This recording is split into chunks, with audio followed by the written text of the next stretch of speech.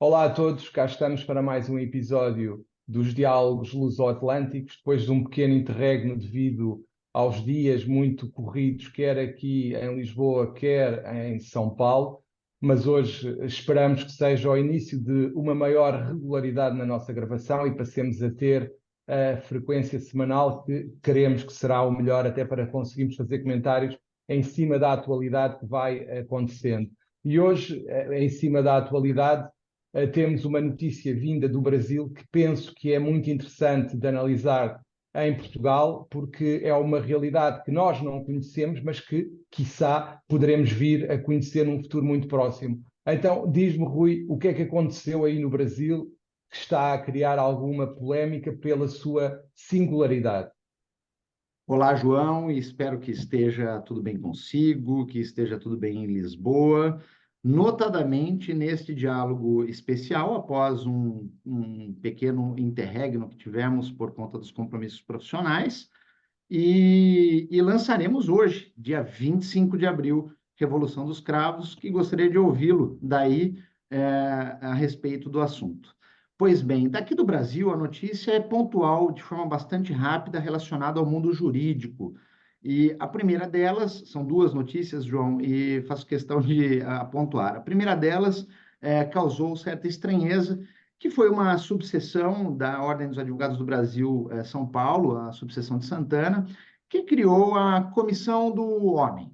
Tá? Em tese, o texto trata aí de uma iniciativa que aprofunda o preconceito e a questão da cultura misógina já existente em nossa sociedade, e essa é a crítica que é feita no presente momento. Mas o fato é que na semana passada, portanto, a OAB de Santana instalou a tal da Comissão dos Homens Advogados. Segundo ela, João, o objetivo era, como eu posso dizer, erradicar o estupro, erradicar a violência doméstica, discutir cuidados com a saúde dos homens advogados e com as suas respectivas famílias. E nessa perspectiva, o que aconteceu é que essa iniciativa gerou uma profunda repercussão negativa. Inclusive, o Conselho Pleno da Seccional Paulista, da minha seccional, aprovou de imediato, ato contínuo, né, a criação dessa comissão, um ofício cobrando esclarecimentos sobre a iniciativa. E justifico, né? Essa iniciativa gerou indignação. Mas, Rui, diz-me só uma coisa, Diga, antes de diga. avançares com a questão da indignação, alguém ficou ao lado da pessoa que tomou a iniciativa ou não? Ficou completamente Hum, isolada? Em princípio, não, João, porque essa iniciativa acabou sendo considerada um verdadeiro retrocesso, porque retrocesso no sentido de que hoje nós temos ainda no Brasil um desequilíbrio bastante grande nas relações entre homem advogado, mulher advogado, bastante grande. E essa comissão, em tese, não contribuiria para nada, né? Ao contrário, ela serviria apenas para segregar, silenciar as mulheres, em que pese a OAB Santana tenha publicado uma nota oficial, né, que confirmou a tal da criação do homem advogado e que ela jamais quis segregar as mulheres, tampouco aumentar a disparidade entre homens e mulheres, etc. Mas o fato é que houve um desconforto bastante grande e esse desconforto gerou todo essa tensão com relação a esse E assunto. quais E eram os assim, objetivos? Quais diga, eram os diga. objetivos? Os objetivos da comissão, quais Os, eram?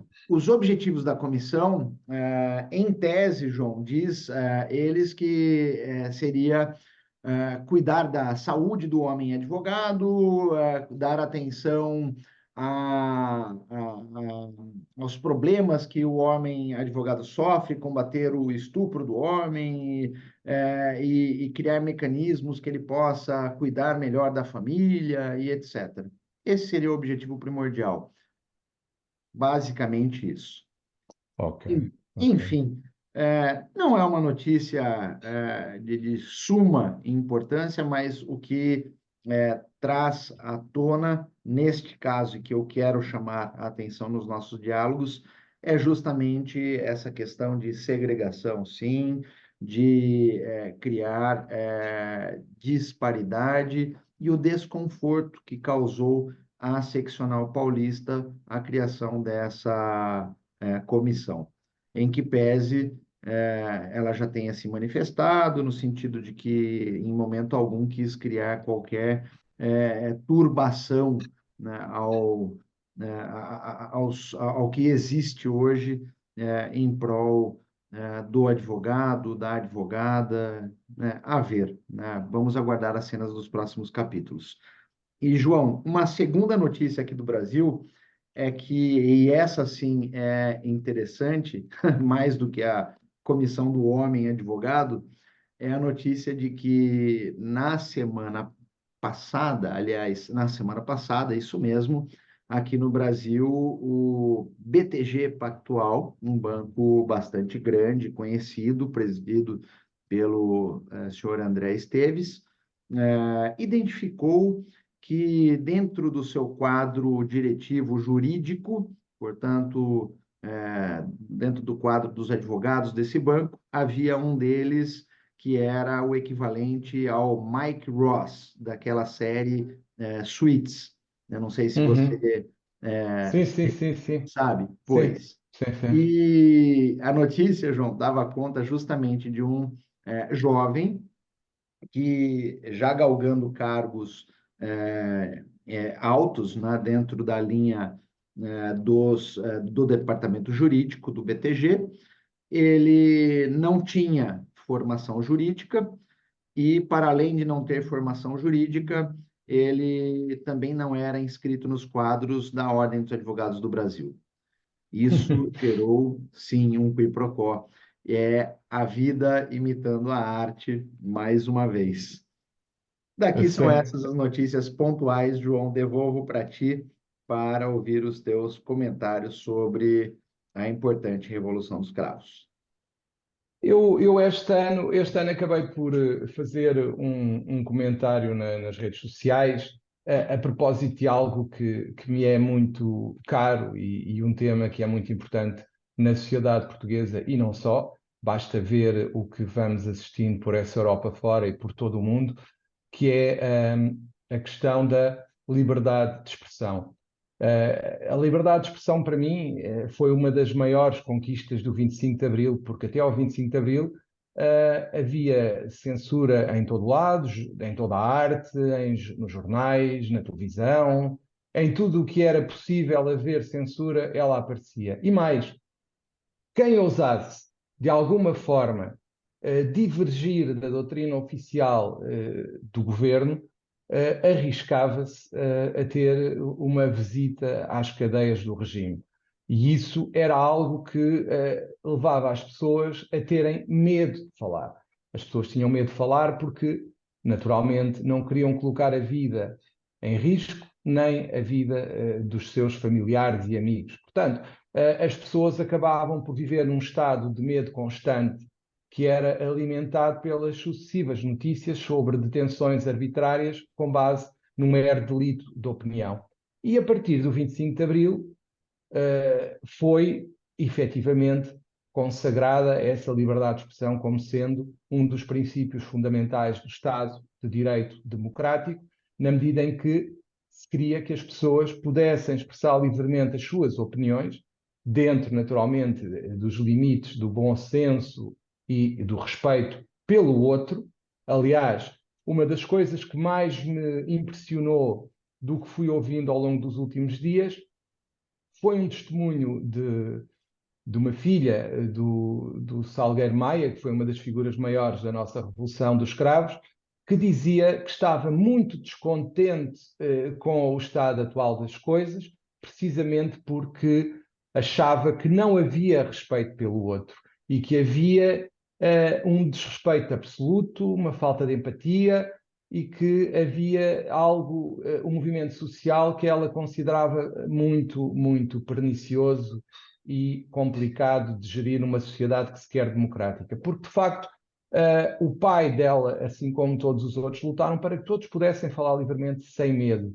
E o que se assiste na sociedade portuguesa, em geral, em todos os lados, é que há um exacerbar de opiniões, no sentido de tudo o que vá contra mim é contra mim, e é ou eu ou eles. De facto, esta polarização que se verifica com o patrocínio, para ser simpático, das redes sociais, na medida em que as redes sociais ecoam esta ideia de uma forma perfeitamente absurda e diria de uma forma muito rápida, porque hoje as redes sociais rapidamente divulgam as opiniões, para o bem e para o mal. E o que se nota e o que eu assisto em conversas é que as pessoas têm medo de falar. As pessoas têm medo de falar. As pessoas têm medo de tomar posição. As pessoas têm medo de confrontar quem é portador da verdade dominante, ou quem está no poder, ou quem domina as instituições. Porquê? Porque têm medo de ter reflexos na sua vida futura, porque têm medo de ser prejudicados, porque uma série de coisas, e porque muitas das vezes também, pura e simplesmente, não estão para aturar os trolls e as pessoas que insultam nas redes. Ou seja, as pessoas pensam assim: eu não concordo com esta posição, mas se eu manifestar de forma visível esta opinião, eu vou ser condenado publicamente.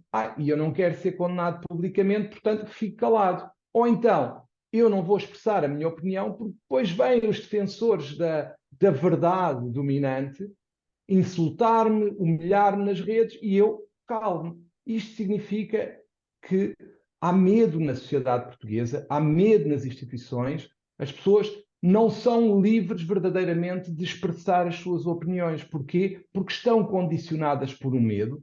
Podes-me dizer, mas as pessoas não podem ter medo, e tem, em Portugal diz-se muito, quem tem medo compra um cão, blá, blá, blá, essas coisas todas. Mas o facto é que as pessoas têm medo de assumir posições. Eu dou-te um exemplo.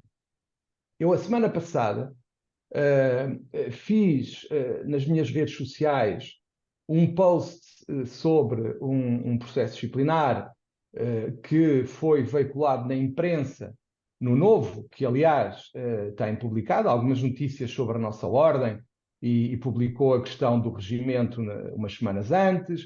Esta semana publicou uma notícia sobre algumas iniciativas da senhora Bastonária e do seu Conselho Geral. E na semana passada publicou uma que dizia que eu teria um processo disciplinar no Conselho Superior.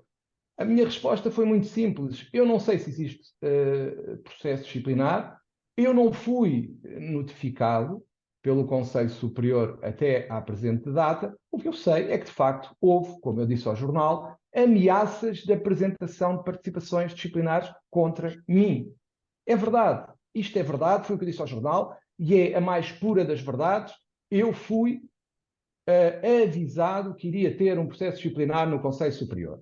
Como eu disse naquela curta declaração que fiz ao Novo. Mas o que é significativo nesta publicação que eu fiz nas minhas redes sociais? O seguinte facto: eu fui ver as métricas do LinkedIn, por exemplo, não vou amassar-vos com mais. O LinkedIn, que tem perto de 50 likes na publicação, ou 50 reações, para ser mais correto, teve, e atenção, pasmemos com isto, mais de 8.000 impressões / visualizações. Mais de 8.000. Eu estive a ver as visualizações dos meus posts no LinkedIn na última semana, nenhum deles passava aos 1.000. 1.000. Aquele teve mais de 8.000 e tem 4 ou 5 dias e ainda está a subir. O que é que isto significa? Que há pessoas que veem que houve um grande interesse em ver aquele post, mas depois as pessoas têm medo de tomar posição, têm medo de comentar, têm medo de publicar reações visíveis que permitam a sua identificação. Taticismo, medo, oportunismo político, chamem-lhe o que quiserem. O que é um facto é as pessoas não querem assumir uma posição. E isto é precisamente aquilo que o 25 de Abril preconiza, que é a liberdade de eu ter a minha posição, tu teres a tua, que pode ser diametralmente oposta à minha. Ao contrário do que muitas vezes acontece em algumas instituições. Eu dou-te o exemplo, o meu Conselho Regional vota deliberações com as quais eu não concordo e são aprovadas. Porque, obviamente, é a liberdade que vigora. As pessoas são livres de pensar o que entenderem. E isso é o mais importante, é o valor mais importante.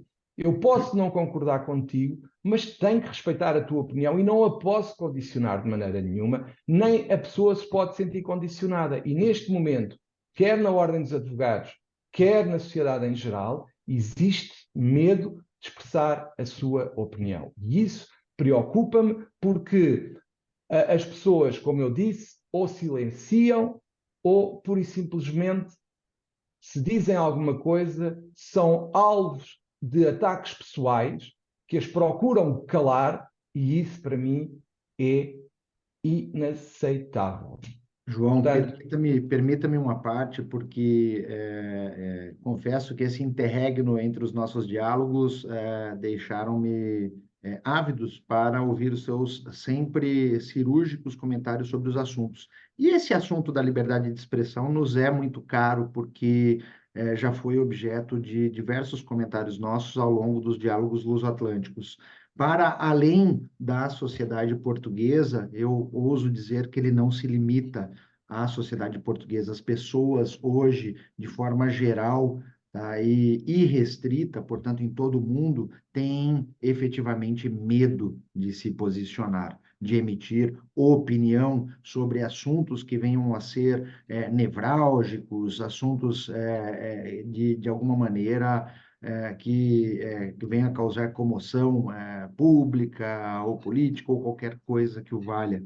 E isso é bastante preocupante, porque vivemos numa sociedade que a facilidade de acesso a tudo, de você emitir um posicionamento sobre algo é muito grande. Nós temos redes sociais, possibilidade de fazer lives, como as que gravamos, os próprios diálogos. Você tem uma oportunidade muito grande de expor aquilo que pensa, mas, ao mesmo tempo, justamente por conta dos trolls, como bem disseste, e de outro lado, talvez por um medo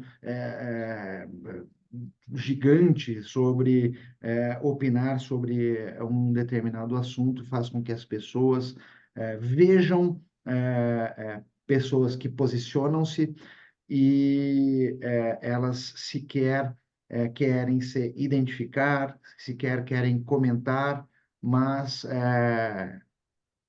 elas sabem o que está acontecendo. E conto para você um outro exemplo, daí ultrapassando a barreira de Portugal e do Brasil.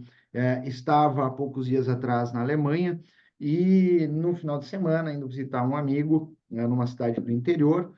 Eu, no caminho, né, da viagem até essa cidade, eu conversava com um senhor e ele falava o seguinte, Doutor Badaró, nestes dias de hoje, eu não emito opinião, porque dependendo de é, minha posição, eu posso ser julgado. E eu não tenho mais idade para ser julgado, e nem me sinto à vontade de sê-lo. E nessa perspectiva é que eu prefiro silenciar. E daí, João, eu disse a ele o seguinte: chegará um momento que o silêncio de todos em tomar uma posição chegará no limite, e este limite necessariamente ensejará uma efetiva tomada de posição, seja para o bem, seja para o mal, sem uma resposta maniqueísta, mas haverá uma tomada, sim, de posição e pode ser péssima, pode ser é. extrema, de um lado ou de outro. E eu ilustro aqui com dois exemplos de Portugal, também com base no que acabaste de dizer, mas dou-te exemplos concretos. Por exemplo, em determinados meios, tu dizeres em Portugal que votaste no Chega, por exemplo, quase que te conduz a uma situação de marginalidade. O que é, para mim, é inadmissível. Tu não podes marginalizar ninguém, seja quem for. E também tens o oposto, ou seja, noutros meios, por exemplo, se tu disseres que votas Bloco de Esquerda, Partido Socialista ou qualquer outro partido de esquerda, também és marginalizado. Ou seja, nós assistimos ao medo de ao medo de sermos marginalizados, e o que é que leva? Pessoas que votam no Chega ou que votam na esquerda em determinados meios vão atrás das opiniões populares nesse meio e não dizem a verdade. Dizem que votaram num determinado partido porque é o que é popular naquele meio onde estão. O que é inadmissível. Por exemplo, dizer que se gosta de Ricardo Araújo Pereira em Portugal, em meios, quando estamos em conversas ou rodas de pessoas afetas ou que são partidárias do partido Chega, também não é popular. Portanto, o que é que leva? Tu acabas por ou te silencias ou vais atrás das opiniões populares porque não queres ser Exato. marginalizado. E este é um problema da sociedade que nos conduz a um posicionamento que não é o nosso para não nos sentirmos desintegrados. Ou seja, para nós podermos sentir-nos integrados num grupo em que convivemos habitualmente ou coisa que o valha, nós acabamos por trair a nossa consciência. E esse é o medo que não pode ser admissível, mas que infelizmente vigora na sociedade em que vivemos e que me preocupa naturalmente porque sinto, repara, eu sinto que me dizem coisas, por exemplo, em relação ao que se passa na Ordem dos Advogados, pessoas que eu sei perfeitamente que não vão dizer publicamente porque têm medo das reações. Mas isto faz algum sentido? No dia do 25 de Abril, numa altura em que nós tanto lutámos, nós não, os nossos pais e os militares que fizeram a Revolução, para que nós pudéssemos falar em liberdade sem medo, Pois, censura, de repressão, de opressão. Nós agora somos condicionados por meios digitais, por trolls que pululam nos meios digitais e que nos tentam intimidar por insulto, por humilhação, por chamarem nomes, ataques pessoais, sabe-se lá o que mais. Isto faz algum sentido? Tu não podes dizer isto porque senão vão expor aquilo, porque vão dizer que é isto, aquilo, e juntam-se, claro, uma horda de pessoas que prontamente que dizem que sim ao chefe e que atacam toda a gente. Isto é ridículo, isto não faz sentido numa sociedade democrática. Eu não posso ter medo de dizer o que penso, porque a seguir vou ter repercussões. Faz sentido. Nós estamos a viver numa sociedade, como eu já disse muitas vezes e já falámos aqui, nós não estamos a viver uma sociedade livre. Nós estamos a viver numa sociedade do medo. João, eu tenho uma preocupação, já em guisa de conclusão aqui dos meus comentários, ao menos, é que eu tenho a nítida impressão que nós vivemos um período de emburrecimento do ser humano, individualmente.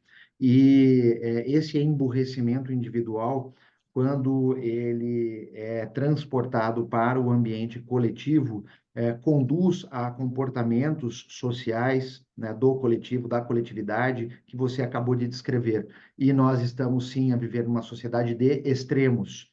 E extremos é o que nos leva a esse status quo de medo generalizado. Essa é uma opinião minha que registro nos diálogos luso-atlânticos. Bem, eu penso que por hoje chegamos ao fim dos nossos diálogos. Creio que deixámos aqui as nossas opiniões pessoais, para que não haja confusões. São opiniões que expressamos a título individual, sem vinculação a mais ninguém, e que são exclusivamente aquilo que pensamos sobre os temas, sem condicionamentos de parte a parte. Portanto, no Dia da Liberdade, em Portugal, no dia da Revolução dos Cravos, um dia tão importante para todos nós, que faz 50 anos hoje, é importante refletir sobre o estado em que está verdadeiramente a liberdade no nosso país. Rui, queres terminar? Eu diria É, só até à próxima e um abraço a todos. Força, Rui. um grande abraço a todos. Reitero as palavras do estimado amigo João. E registro desde já que as nossas opiniões pessoais, ao menos nesse caso, são coincidentes. E as reitero mais uma vez. É de suma importância que todos aqueles que nos acompanham reflitam sobre a importância da Revolução dos Cravos para a manutenção, a criação de um status quo de liberdade de expressão, em que as pessoas possam efetivamente usar as suas liberdades. E nós precisamos romper os grilhões dessa sociedade do medo em que vivemos, seja em Portugal, no Brasil ou no resto do mundo. Um grande abraço a todos e até o próximo Diálogos Luso-Atlânticos.